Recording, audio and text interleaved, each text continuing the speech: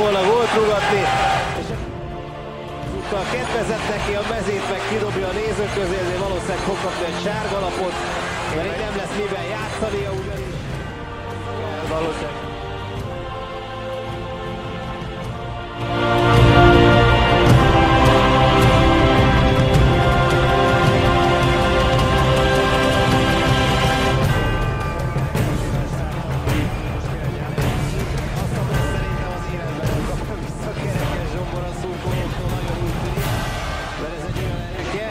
Hozzáteszem a Vezlevételi.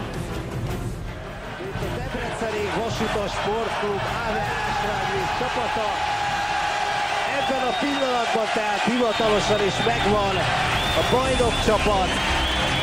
Sándor Tamás élete legboldogabb pillanata, aki hát valószínűleg élete legboldogabb napját éri most.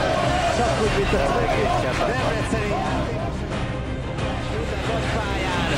ugyanúgy mennek majd végig ezzel a serleggel, és megmutatják a közönségnek is, hogy ez van, itt ez a kupa, amelyet megnyertük, egy évig a miénk lesz, ebben ugye biztosak lehetnek a debreceniek, aztán, hogy mi lesz jövőre, azt majd meglátjuk.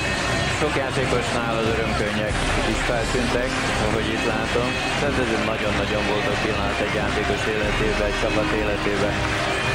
És amíg a csapat ünnepel, önök is nem.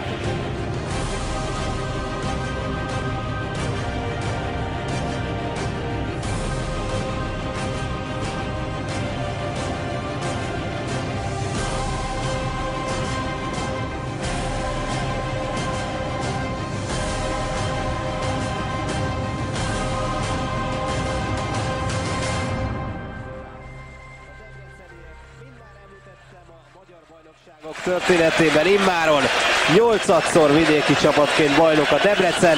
Ha játszadok, jöjjön a pokol.